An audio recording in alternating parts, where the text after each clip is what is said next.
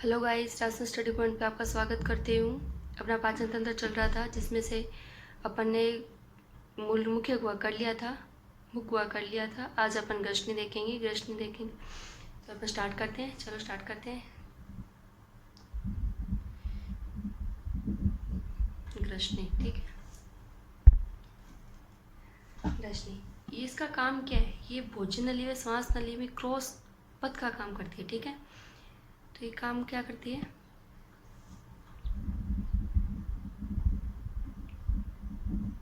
भोजन नली, श्वास नली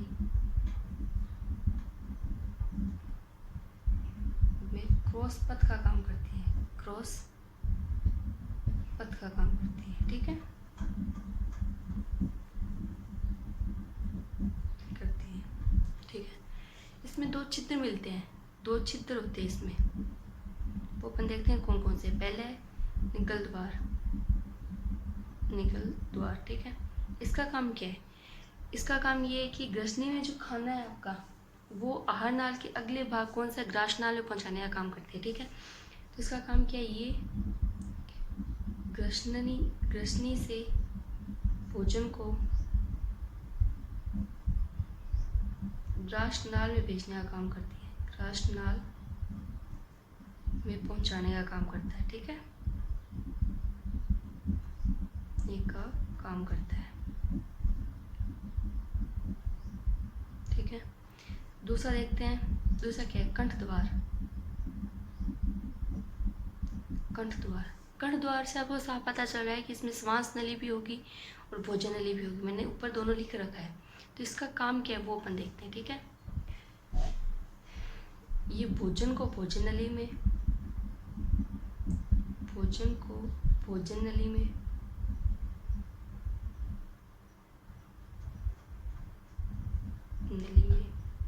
श्वास को श्वास नली में भेजने का काम करती है। वह श्वास को श्वास नली में पहुंचाती है, नली में भेजती है, ठीक है, ठीक है। अब एक काम करो, एक बात सोचो, ट्रैफिक पुलिस का काम क्या होता है? ट्रैफिक पुलिस क्या काम करता है? वो लेफ्ट से आने वाले को लेफ्ट की ओर जाने देता है, राइट से आने वाले को राइट की ओर जाने देता है, मतलब बीच में रोकने का काम करता है, ठीक है। तो इसकी संज्ञा किसकी दी गई है? ठीक है, इससे दी गई है ट्रैफिक पुलिस की, ट्रैफिक पुलिसमैन की, ठीक है। एक काम करना, ये कंठ द्वार है ना, इसे एपिग्लोटिस भी बोलते हैं, ठीक है। ये भी आप नाम याद रखोगे, क्योंकि एपिग्लोटिस ज़्यादातर नाम कंठ द्वार ना आके एपिग्लोटिस नाम आता है, तो आपको ये भी याद रखना है। संज्ञा किसे दी गई है? अगर ग्रसनी नाम हो तो ग्रसनी को संज्ञा दी गई है, और अगर आपको ग्रसनी ना देके एपिग्लोटिस दिया है तो आपको एपिग्लोटिक पे टिक करना है, क्योंकि ट्रैफिक पुलिस का काम यही काम करता है, ठीक है। नेक्स्ट अपन देखते हैं ग्रासनाल, ग्रासनाल, ठीक है। इसका काम क्या है? इसका सबसे मुख्य काम इसका ये है कि इसमें पाचन की क्रिया नहीं होती, ठीक है। तो मैं लिख देती हूँ, इस भाग में पाचन की क्रिया नहीं होती, पाचन की क्रिया नहीं होती है, ठीक है। तो आप सोच रहे हो मैम फिर आप ये पाचन की क्रिया होती नहीं है तो फिर आपने इसने पढ़ क्यों रहे हैं? तो इसमें एक ही काम है कि ग्रसनी में जो खाना है उसे अमाशय तक पहुंचाने का काम ग्रासनाल करती है। तो लिख देती हूँ, ग्रसनी से भोजन को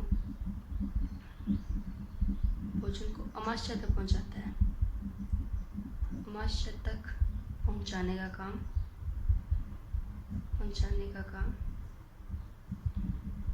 करती है, ठीक है, काम करती है, ठीक है। डायग्राम में अपन देखेंगे कि एक लंबी नलिकानुमा संरचना होती है, तो यहाँ पे लिख देती हूँ, ये है एक लंबी नलिकानुमा संरचना होती है, ठीक है, संरचना होती है, ठीक है। भोजन का पाचन की क्रिया नहीं होती है, भोजन को अमाशय तक पहुँचाने का काम करती है। तो अमाशय तक पहुँचाने का काम करती है, कौन सी गति से करती है? तो ये कर्मानुकुंचन गति से करती है, ठीक है, कर्मानुकुंचन गति से करती है, जो कृष्ण में जो भोजन है वो अमाशय तक पहुँचता कौन सी गति से है, तो कर्मानुकुंचन गति से पहुँचता है। ठीक है, ये आप ध्यान रखोगे। नेक्स्ट पहले अपन डायग्राम देखेंगे कि डायग्राम क्या है। ठीक है, पहले अपन डायग्राम को समझेंगे, फिर उसके बाद अपन नेक्स्ट टॉपिक देखें। ठीक है, देखते हैं अपन डायग्राम बनाने में अपन को टाइम ज़्यादा लगेगा। अपन को डायग्राम समझना है सिर्फ, तो अपन समझते हैं। सबसे पहले भाग कौन सा आपका मुख हुआ भाग था। मैंने सबसे पहले आपको मुख हुआ भाग बताया, इसमें दांत बताए थे आपको, दांत कितने प्रकार के हैं, इसमें लाल ग्रंथियाँ बताई थी, इसमें स्वाद कलिकाएँ बताई थी। ठीक है, ये मुख गुहा से भोजन कहाँ पे आएगा, ग्रसनली में आएगा। ठीक है, तो ये फूला हुआ भाग है थोड़ा सा, ये ग्रसनली है। अब ग्रसनली से और जो ये अमाशय भाग है ये वाला, ठीक है, अमाशय भाग और ग्रसनली को जोड़ने वाला भाग कौन सा आपका, ग्रासनाल है, जो अभी अपन ने देखा था। तो यहाँ पे देखो ये एक लंबी नलिका नुमा संरचना है, तो यहाँ पे कोई भी पाचन क्रिया नहीं होती, इसलिए नहीं होती कि ये नलिका नुमा संरचना है, यहाँ पे कोई भोजन ज़्यादा टाइम तक रुक ही नहीं पाता, तो यहाँ पे पाचन कैसे होगा। ठीक है, तो यहाँ पे पाचन नहीं होता। अब अपन देखते हैं अमाशय का भाग। अमाशय भाग, अमाशय देखो आप ग्रासनाल से जुड़ के ये जे आकार की संरचना बना रहा है। जैसे मैं लाइन फेर रही हूँ वो देखना, जे आकार की संरचना बना रहा है। ठीक है, तो ये अमाशय को देख लिया, अमाशय कौन से आकार का होगा, जे आकार का होगा। तो एक भाग ये हो गया क्या, जे आकार का होगा। अमाशय आगे 3 पार्ट में डिवाइड होता है, कार्डियक, फुंडिक और पाइलोरिक। ठीक है, ग्रासनाल जो अमाशय जहाँ से जुड़ता है वहाँ से कार्डियक भाग है, जहाँ से छोटी आंत और ये जहाँ से छोटी आंत और अमाशय जुड़ता है वहाँ से पाइलोरिक है। गाइस ये यहाँ पे ये बिंदु है, ठीक है ना, ये थर्ड बिंदु यहाँ का है। ठीक है, जहाँ से अमाशय और छोटी आंत जुड़ती है वहाँ पे पाइलोरिक है, और जो ये बीच का भाग है वो फुंडिक भाग है। ठीक है, ये अपन डिटेल से जब अमाशय देखेंगे, अभी अमाशय देखेंगे उसमें देखेंगे। अमाशय के पास में लगा हुआ भाग क्या है, ये यकृत है, यकृत ग्रंथि है। जैसे अपन ने कहा था कि आहारनाल पाचन ग्रंथि 2 भाग में बांटे थे, उसी प्रकार आहारनाल का भाग ये पाचन ग्रंथि है आपकी। ठीक है, यकृत क्या है आपकी, पाचन ग्रंथि है। गाइस ये मैंने अंदर की तरफ कर रखा है, आप ये सोच रहे होंगे कि यकृत के अंदर की ओर होता है, पित्ताशय अंदर की ओर नहीं होता, पित्ताशय यकृत के थोड़ा सा ऊपर उठा हुआ भाग है। 3D देखते हैं तो 3D में अपन पता चलता है कि ऊपर का भाग है, लेकिन ये 2D है तो इसमें अंदर की ओर बनाया है मैंने, क्योंकि अलग से बना नहीं पा रही थी मैं। ठीक है, तो आप देख लेना, क्योंकि यकृत के अंदर का भाग नहीं, ये ऊपर की तरफ भाग है पित्ताशय। अमाशय और जो छोटी आंत है उसके बीच में कोशिका ग्रंथि लगी होती है, जो अग्नाशय ग्रंथि है। ठीक है, ये भी ग्रंथि आपकी, तो अपन किस में पढ़ेंगे, इसे पाचन ग्रंथि में पढ़ेंगे। अब अमाशय से छोटी आंत निकल रही है, ये देखो छोटी आंत है। ठीक है, छोटी आंत थोड़ी सी गड़बड़ हो गई बनाने में, लेकिन सोच लेना ये यू आकार की है। ठीक है, ऐसे बनी हुई है। छोटी आंत भी 3 भाग में है, ग्रहणी, मध्यांतर, इलियम। अब जहाँ पे अमाशय और ग्रहणी, अमाशय छोटी आंत जहाँ से जुड़ रही है वहाँ पे ग्रहणी भाग है। बीच का भाग क्या है, मध्यांतर। मध्यांतर पता चल रहा है कि मध्यांतर मतलब मध्य का भाग है, तो ये मध्यांतर भाग है। जहाँ से छोटी आंत और बड़ी आंत जुड़ी है वहाँ पे इलियम भाग है। ठीक है, इलियम भाग बड़ी आंत के सिक्किम भाग से जुड़ेगा। छोटी आंत के 3 भाग है, सिक्किम, कोलन और मलाशय। ठीक है, तो छोटी आंत का इलियम भाग और बड़ी आंत का सिक्किम भाग जहाँ से जुड़ता है वहाँ पे एक फूली हुई संरचना है। ये देखो छोटी सी संरचना है, फूली हुई दिख रही है आपको। इसे क्या बोलते हैं, अपेंडिस्कुलर बोलते हैं, जहाँ पे अपेंडिक्स का दर्द उठता है। ठीक है, अब अपन बड़ी आंत देखते हैं। बड़ी आंत क्या है, यहाँ पे क्या है, सिक्किम भाग है। सिक्किम भाग से ये यू आकार का, ये वाला, ये यहाँ तक, ठीक है, इसके बराबर तक, यहाँ तक। ये कौन सा भाग है, कोलन भाग है। तो कोलन भाग भी कौन सा हो गया, यू आकार का हो गया। कौन कौन सा भाग यू आकार का हो गया, एक तो आपका ग्रहणी भाग यू आकार का हो गया, ये वाला, और एक आपका कोलन भाग यू आकार का हो गया। ठीक है, और लास्ट क्या है, मलाशय। तो ये जो भाग है यहाँ पे अवशिष्ट भाग आके लास्ट में गुद्दा भाग में आ जाता है। देखो मैंने यहाँ पे गुद्दा भाग लिख रखा है, गुद्दा। ठीक है, तो ये मलाशय भाग क्या करता है, ये आगे जाके आपको मलाशय गुद्दा भाग में अपशिष्ट भाग पदार्थ को भेज देता है, और यहाँ से शरीर से बाहर निकल जाता है अपशिष्ट भाग। ठीक है, तो अपन क्या देखेंगे, अभी अमाशय देखेंगे। अमाशय के बाद अपन देखेंगे छोटी आंत, छोटी आंत के बाद अपन बड़ी आंत देखेंगे, और फिर आपका लास्ट भाग गुद्दा देखेंगे। ठीक है, तो अपन देखते हैं छोटी आंत, सॉरी अमाशय देखते हैं। अमाशय देखते हैं अपन, अमाशय। ठीक है, एक यहाँ पे लाइन रह गई कि एक नलिका नुमा संरचना है, ये है नलिका नुमा लंबी संरचना है। ठीक है, ये आप ध्यान रखोगे, नलिका नुमा लंबी संरचना है। ठीक है, अब अपन देखते हैं अमाशय। अमाशय देखते हैं, तो अपन पीछे देखा था कि कौन सा आकार का होता है, ये जे आकार का होता है। ठीक है, जे आकार का। इसकी लंबाई कितनी होती है, ठीक है, तो इसकी लंबाई होती है आपकी 30 सेंटीमीटर। जैसे अपने देखा था जे आकार का ऐसे, तो इसकी 30 सेंटीमीटर लंबाई होती है, ठीक है। गाइस अपने ऊपर कहीं नहीं देखा कि भोजन का माध्यम कौन सा है, लेकिन अमाशय से अपन माध्यम देखना स्टार्ट करेंगे कि आपका माध्यम कौन सा है और अमाशय का माध्यम कौन सा है, ठीक है। तो अमाशय का माध्यम कौन सा होगा, यहाँ पे HCl होता है, सबको पता है अमाशय में HCl पाया जाता है। तो HCl एक अम्ल है, तो अम्ल से क्या हो गया, अम्लीय माध्यम है। तो यहाँ का यह भाग यह माध्यम अम्लीय होता है, ठीक है,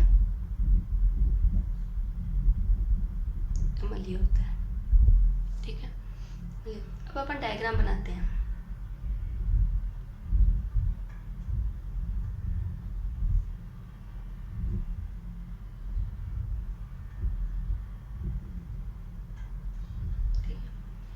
डायग्राम बनाते हैं। अब डायग्राम मैंने इसलिए बनाया कि यहाँ पे ग्रंथियाँ मिलती है, यहाँ पे अंदर की तरफ, ये वाली जो मैं बना रही हूँ ना, ये वाली क्या है, जठर ग्रंथियाँ हैं आपकी, जठर ग्रंथि, ठीक है, जठर ग्रंथि। मैंने अभी आपको बताया ये जो भाग है यहाँ पे बना रही हूँ, ये आपका कौन सा भाग है, ये आपका कार्डियक भाग है, ठीक है, कार्डियक भाग है। ये यहाँ पे देखना अमाशय और छोटी आंत जुड़ रही है, ठीक है। ये भाग कौन सा आपका, पाइलोरिक, ठीक है। अब बीच का भाग ये रह गया, ये कौन सा हो गया आपका, पुंडिक, ठीक है। मैंने डायग्राम इसलिए दोबारा बनाया क्योंकि मुझे यहाँ पे जठर ग्रंथियाँ समझानी थी और कौन कौन सा भाग कहाँ से जुड़ा हुआ मुझे वो बताना था। क्योंकि अपन लिखते हैं तब अपन याद नहीं रहता, लेकिन डायग्राम से अपन जल्दी याद रहेगा कि कौन सा भाग कहाँ पे है। तो ग्रासनाल और अमाशय से जुड़ा हुआ भाग कार्डियक है, अमाशय और छोटे आंत से जुड़ा हुआ पाइलोरिक है, और बीच का भाग पुंडिक है, और इसके आंतरिक भाग में जठर ग्रंथियाँ पाई जाती है। तो अपन लिखते हैं अमाशय के आंतरिक भाग में, अमाशय के आंतरिक भाग में जठर ग्रंथियां पाई जाती हैं,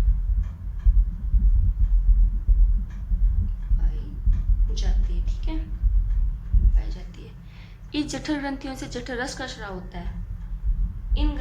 इस ग्रंथि से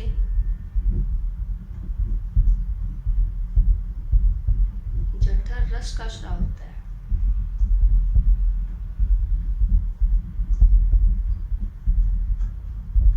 ठीक है। अब गाइस ये देखो कि आपको जठर ग्रंथियां हैं। अब ये जठर ग्रंथियां भी आगे 3 भाग में कन्वर्ट होगी। तभी मैंने आपको पीछे जो डायग्राम बताया था उसमें आपको जठर ग्रंथियां शो नहीं की हुई थी, इसलिए नहीं की हुई थी कि जठर ग्रंथियां आगे 3 भाग में कन्वर्ट होगी। 3 भाग में वहाँ पे नहीं बना सकती थी, इसलिए मैंने यहाँ पे बनाई जठर ग्रंथियाँ का। अब जठर ग्रंथियों के 3 भाग देखते हैं कौन कौन से हैं, ठीक है। जठर ग्रंथि के भाग,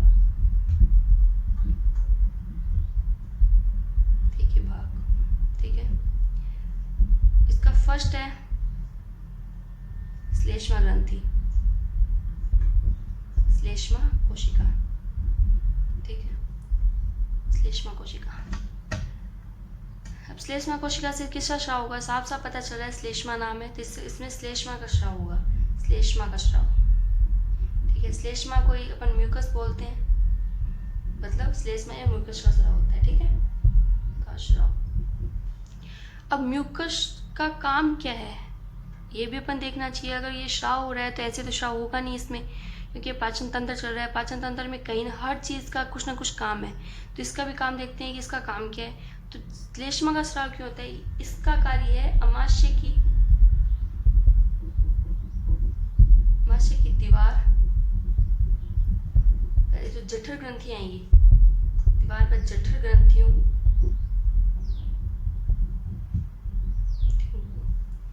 मैंने ऊपर बताया अम्लीय है, ये देखो अम्लीय बताया था मैंने आपको कि अम्लीय है। तो अम्लीय किसके कारण, HCl के कारण है। तो यहाँ पे क्या है, अमाशय की दीवार और जठर ग्रंथियों को HCl व अन्य एंजाइम से सुरक्षा करता है, ठीक है।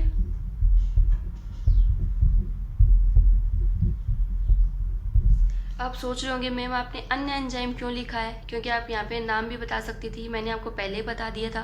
पिछले वीडियो में बताया था कि मैं नाम एंजाइम साथ में नहीं बताऊंगी, क्योंकि इसलिए नहीं बताऊंगी कि एंजाइम साथ में आपको कितना याद रखोगे। पीछे एक टेबल बनाएंगे अपन लास्ट में, उस टेबल के अनुसार अपन याद करेंगे, जल्दी याद होगा और अपने याद भी रहेगा। तो यहाँ पे मैं बता देती हूँ कौन कौन से एंजाइम है। पेप्सिन एंजाइम है और रेनिन एंजाइम है, ठीक है।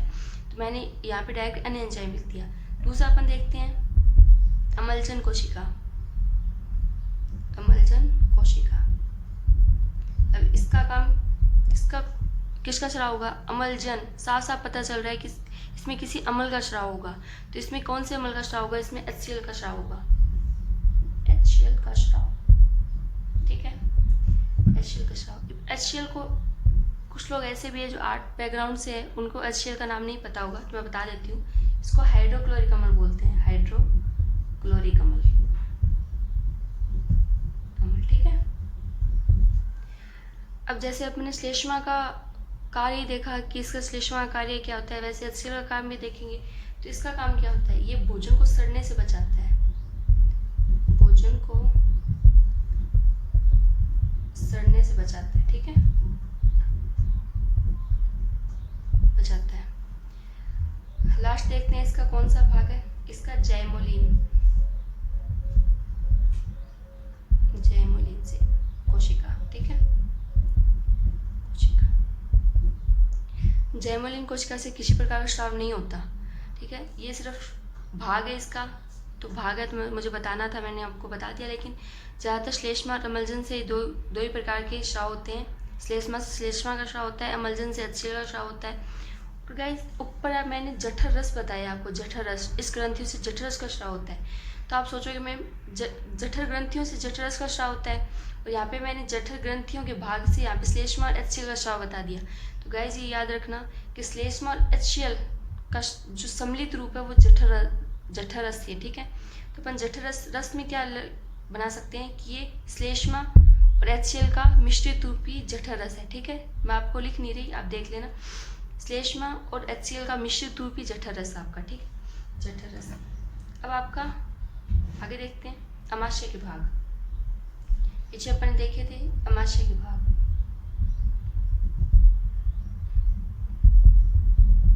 ठीक है। ये किसके भाग थे? ये जठर ग्रंथि के भाग थे, ठीक है, जो अपन ने अंदर की आंतरिक भाग में बनाई थी जठर ग्रंथि। अब अपन देखते हैं अमाशय के भाग। पहला कौन सा आपका? कार्डियक, कार्डियक, ठीक है। दूसरा कौन सा आपका? फुंडिक। और लास्ट कौन सा आपका? पाइलोरिक, ठीक है, पाइलोरिक। अब इसका डायग्राम में देखते हैं पहले। ये देखो कार्डियक कहाँ से जुड़ा हुआ है, लिखेंगे नहीं इसमें, सिर्फ अपने समझना है। कार्डियक कहाँ से जुड़ा हुआ? ग्रासनाल और अमाशय से जुड़ा हुआ कार्डियक भाग है। कार्डियक में क्या लिखेंगे? ये ग्रासनाल और अमाशय से जुड़ा हुआ भाग है। ये ग्रासनाल से जो भोजन आ रहा है, सबसे पहले भोजन कौन से भाग में आएगा? तो कार्डियक भाग में आएगा, ठीक है। कार्डियक भाग और पाइलोरिक भाग के मध्य का भाग कौन सा है? फुंडिक भाग है। यहाँ पे कौन सा भोजन का पाचन होगा? और पाइलोरिक भाग कौन सा है? ये जो अमाशय से जो भोजन का पाचन है, जो भोजन के पाचन के बाद जो बाकी बचा हुआ भाग है, वो छोटी आंत में भेजता है। कौन सा भाग? पाइलोरिक भाग छोटी आंत में भेजता है, ठीक है। तो ये अपन थोड़ा थोड़ा लिख लेते हैं। ये क्या है? ग्रासनाल से भोजन आता है, से भोजन पहले इस भाग में आता है, इस भाग में आता है, ठीक है।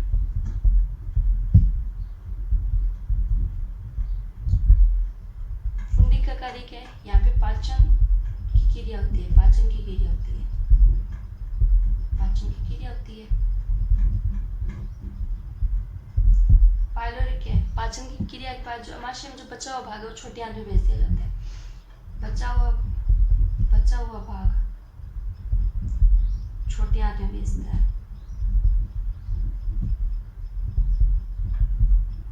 आंत में भेजता है, ठीक है, भेजता है। अमाशय आपका हो गया। दोबारा देख लेते हैं एक बार।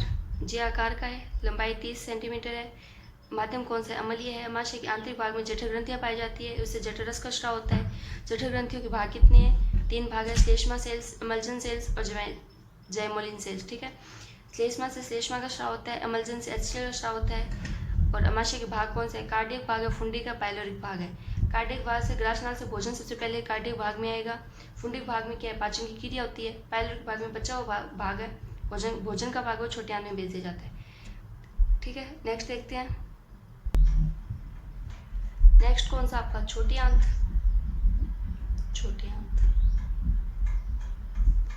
तो आप सोच रहे हो कि मैम आपने कल बताया था कि भोजन के भाग है आहार नाल में आपने सिर्फ आंत बताई थी, छोटी आंत बड़ी आंत नहीं बताई थी। मैंने आपको बोल के बोला था कि गाइस मैं आंत लिख रही हूँ, आगे ये 2 भाग में कन्वर्ट होगी, छोटी आंत और बड़ी आंत। तो पहले अपन देखते हैं छोटी आंत। ठीक है, डायग्राम में अपन देखा था जैसे घुमावदार जो थी वो है छोटी आंत। तो इसकी लंबाई कितनी है? काफ़ी लंबी दिख रही थी। तो पहले इसकी लंबाई देखते हैं, लंबाई क्या है इसकी? लंबाई है इसकी 6 से 7 मीटर। ठीक है, 6 से 7 मीटर इसकी लंबाई होती है छोटी आंत की। सबसे ज़्यादा लंबाई छोटी आंत की होती है क्योंकि ऐसे जाल सा बनाए हुए होते हैं, यू आकार का जाल सा बना होता है इसमें छोटी आंत में, तो इसकी लंबाई सबसे ज़्यादा। इसका माध्यम कौन सा होता है? ठीक है, तो माध्यम कौन सा है इसका? माध्यम इसमें क्षारीय होता है। क्षारीय। अब ये क्षारीय क्यों होता है ये आपको कंफ्यूज करेगा कि यहाँ पे माध्यम, वहाँ पे तो मैंने बता दिया कि HCl के कारण अम्लीय माध्यम होता है, पर यहाँ पे कैसे? तो क्षारीय माध्यम एंजाइम के कारण होता है। एंजाइम मैं लास्ट में बताऊंगी, तब आपको समझ में आएगा कि एंजाइम के कारण ये क्षारीय माध्यम होता है। ठीक है, आपको इतना ही ध्यान रखना है कि छोटी आंत का माध्यम क्षारीय होता है। ठीक है, इस भाग में सबसे ज़्यादा भोजन का अवशोषण और पाचन होता है। ठीक है, आपसे पूछा जाए कि पाचन तंत्र में कौन से भाग में सबसे ज़्यादा भोजन का पाचन अवशोषण होता है? तो छोटी आंत में होता है। तो मैं लिख देती हूँ, इस भाग में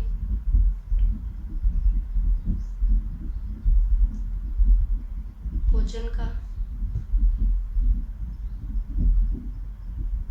सर्वाधिक अवशोषण और पाचन होता है। ठीक है, शोषण है, पाचन होता है।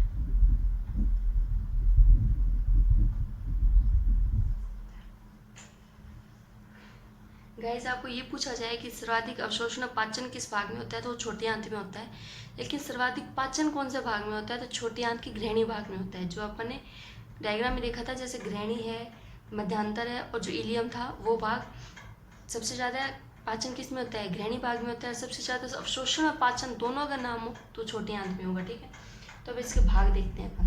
भाग, छोटी आंत के भाग देखते हैं। फर्स्ट कौन सा आपका? ग्रहणी।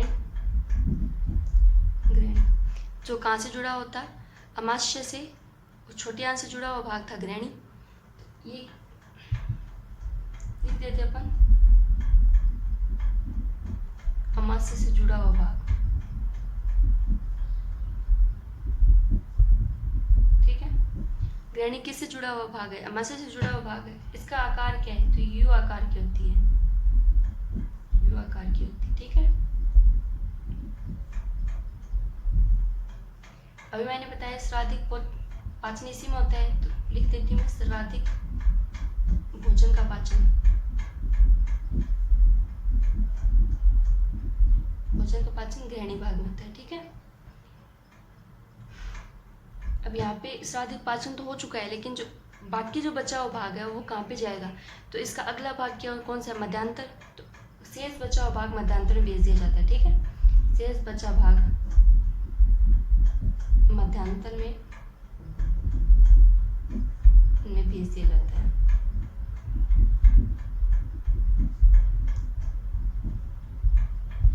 ठीक है गाइस, एक काम करना, ग्रहणी के साथ साथ इसका इंग्लिश में भी नाम याद रखना, क्योंकि कई बार ऐसा होता है कि ग्रहणी नाम नहीं दिया होता है और इसका ड्यूडेनम नाम दिया होता है। तो अब मैं आपको बता देती हूँ इसका ड्यूडेनम। ठीक है, ये भी आप नाम याद रखोगे, ड्यूडेनम। अब मध्यांतर में खाना आ चुका है, तो अब मध्यांतर पढ़ेंगे। दूसरा भाग कौन सा है इसका? मध्यांतर। मध्यांतर को क्या बोलते हैं? जूजेनम। ठीक है, ग्रहणी को क्या बोलते हैं? ड्यूडेनम। मध्यांतर को क्या बोलते हैं? जूजेनम। यहाँ पे कौन सा भाग आ चुका है? बचा हुआ अवशिष्ट भाग तो आ ही चुका है यहाँ पे। तो इसका कार्य क्या है? ये सबसे पहले ये देखते हैं कि मध्यांतर कौन कौन से भाग से जुड़ा हुआ है। तो ये ग्रहणी व इलियम से जुड़ा हुआ है, ग्रहणी व इलियम भाग से जुड़ा होता है, जुड़ा होता है। ठीक है, और ये कौन सा भाग है? मध्यांतर ये होता है कि छोटी आंत का सबसे छोटा भाग कौन सा है? मध्यांतर है। तो मैं लिख देती हूँ, छोटी आंत का सबसे छोटा भाग मध्यांतर होता है। छोटी आंत का सबसे छोटा भाग है, सबसे छोटा भाग है, ठीक है, छोटा भाग है। अब यहाँ पे क्या होगा कि यहाँ पे एक क्रिया होगी, स्वांगीकरण की क्रिया, ठीक है। मध्यांतर के भाग में आपकी स्वांगीकरण की क्रिया होगी। अब स्वांगीकरण की क्रिया क्या होती है वो अपन देखते हैं कि स्वांगीकरण बोलते किसे हैं। तो यहाँ पे जो भोजन आ चुका था उसे छोटे छोटे टुकड़ों में तोड़ा जाता है और वो जो भोजन है उसे रुधिर में भेज दिया जाता है। तो रुधिर में छोटे छोटे भोजन के टुकड़ों को रुधिर में भेजने की क्रिया क्या कहलाती है? स्वांगीकरण कहलाती है। तो मैं यहाँ पे लिख देती हूँ, भोज्य पदार्थ को छोटे छोटे टुकड़ों में तोड़ा जाता है, छोटे छोटे टुकड़ों में तोड़कर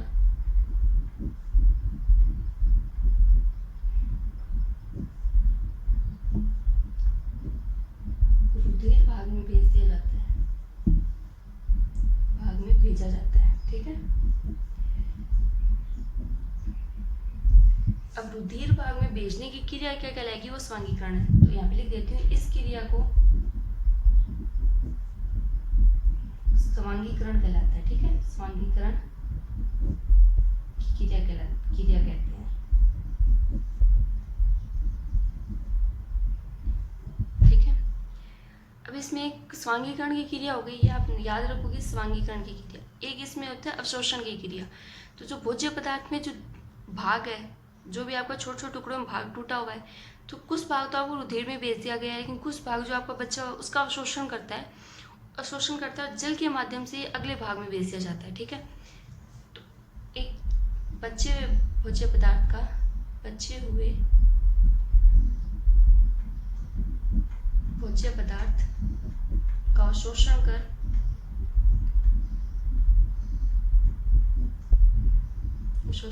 जल के साथ इलियम भाग में भेज दिया जाता है, ठीक है, इलियम भाग में भेज दिया जाता है।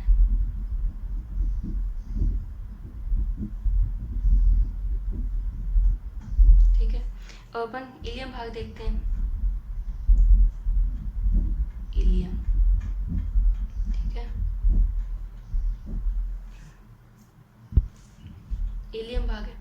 तो अपन ऊपर देखा कि जल के साथ इलियम भाग में भेजा जाता है। यहाँ पे जल आ रहा है भोज्य पदार्थ के साथ, तो यहाँ पे जल का अवशोषण होगा, ठीक है। तो इस भाग में भोज्य पदार्थ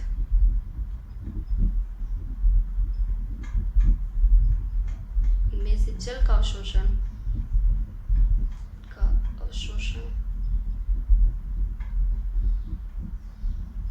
कर आगे की ओर भेज दिया जाता है, ठीक है, आगे की ओर भेज दिया जाता है।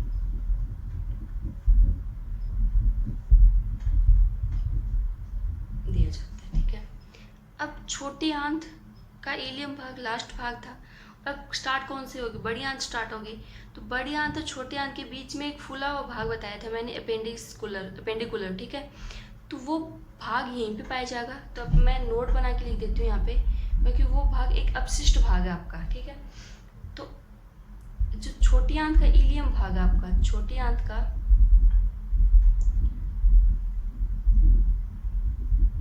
इलियम भाग बड़ी आंत के सिक्किम भाग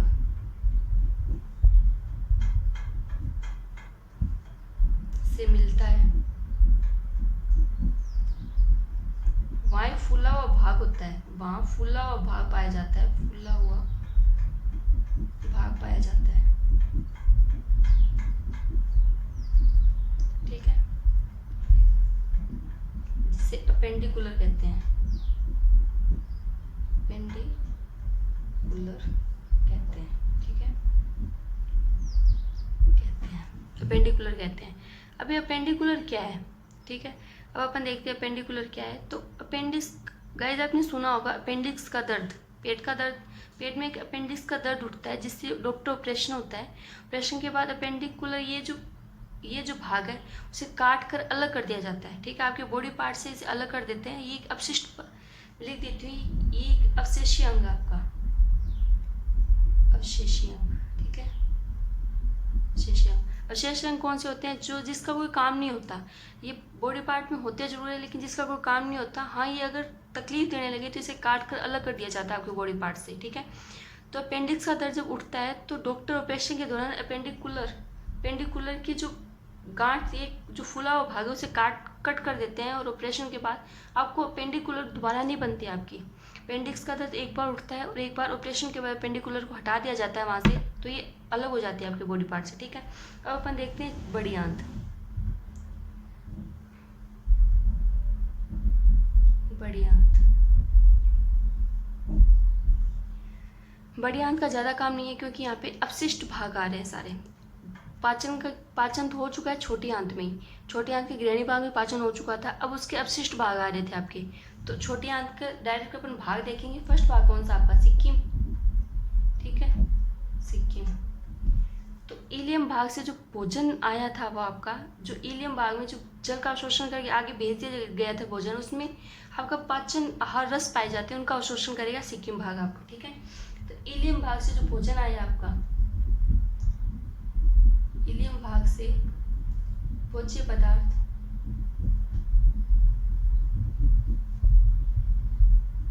वे से पचित आहार रस, पचित आहार रस का अवशोषण कर लिया जाता है, ठीक है,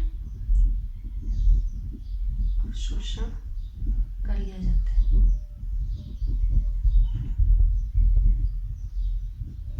ठीक है। कौन से भाग में पचित आहारनाल रस का अवशोषण कर लिया जाता है? तो बड़ी आंत के सिक्किम भाग से आहारनाल के रस का अवशोषण कर लिया जाता है, ठीक है। इसका इतना ही काम है। दूसरा देखते हैं आपका, दूसरा कौन सा भाग था आपका?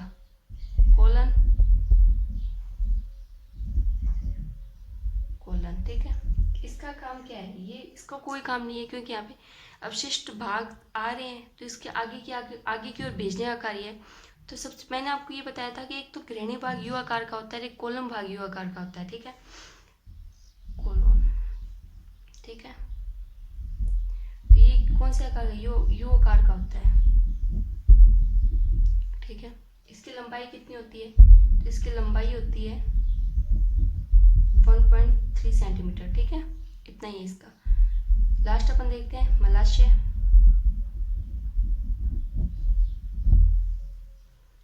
इसकी लंबाई कितनी होती है? लंबाई होती है 20 सेंटीमीटर, ठीक है।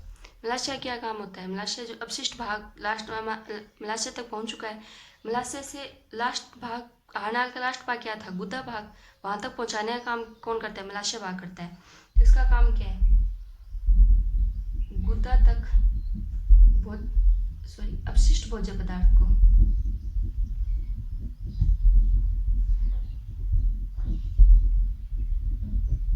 पहुंचाता है, पहुंचाने का काम करता है,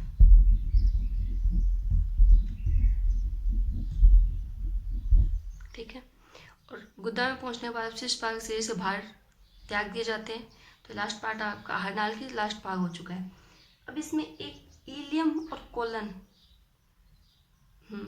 इसमें सॉरी अपन देखते हैं इलियम और कोलन। ये रहा मलाशय, ये छोटी आंत में आपका इलियम भाग है, ये रहा इलियम, और बड़ी आंत का आपका कोलन भाग है ये, ठीक है, इलियम कोलन भाग। इसमें एक वल्ब पाया जाता है, ठीक है। मैं आपको नोट लगा के बना देती हूँ, नोट, ठीक है। इलियम व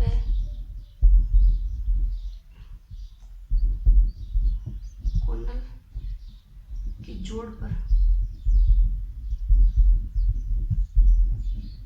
एक वल्ब पाया जाता है,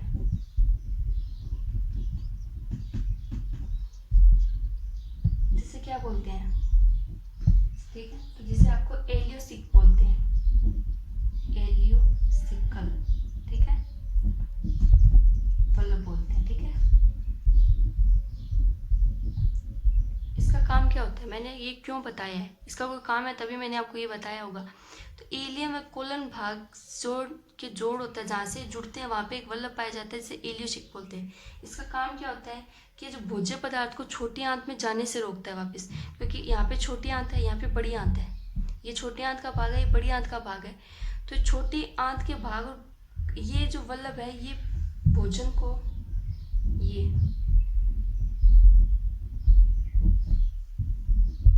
भोजन को छोटी आंत में जाने से रोकता है, आंत में जाने से रोकता है।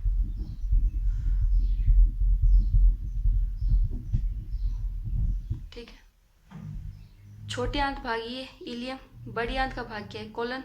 तो बड़ी आंत के भाग के ऊपर पाया जा रहा है ये वल्लभ, तो ये वल्लभ बड़ी आंत के भाग में पाया जाता है। छोटी आंत से भोजन जब बड़ी आंत में आया है तभी तो ये भाग आया है। तो इसका काम यही होगा कि बड़ी आंत का भाग में जो भोजन आया है उसे छोटी आंत में जाने से रोकेगा। ठीक है, सबसे मेन काम यही है इसका। गाइस आपका आहारनाल कंप्लीट होता है। कल अपन पाचन ग्रंथियाँ देखें, जो यकृत है, अग्नाशय है, लाल ग्रंथि है, वो अपन देखेंगे। साथ ही अपन एंजाइम भी देखेंगे कि कौन एंजाइम किस में कन्वर्ट कर रहा है। ठीक है, कल अपन पाचन तंत्र कंप्लीट करेंगे। उसके बाद अपन एक राजस्थान हिस्ट्री का टॉपिक लेंगे, जो क्योंकि अपनी काफ़ी टाइम से राजस्थान हिस्ट्री की क्लास नहीं हो रही है, तो मैंने साइंस पे ले रखा है मैंने क्लास। तो ये टॉपिक कंप्लीट होने पर अपन राजस्थान हिस्ट्री की क्लास लेंगे। ठीक है, थैंक यू सो मच, कल मिलते हैं, थैंक यू।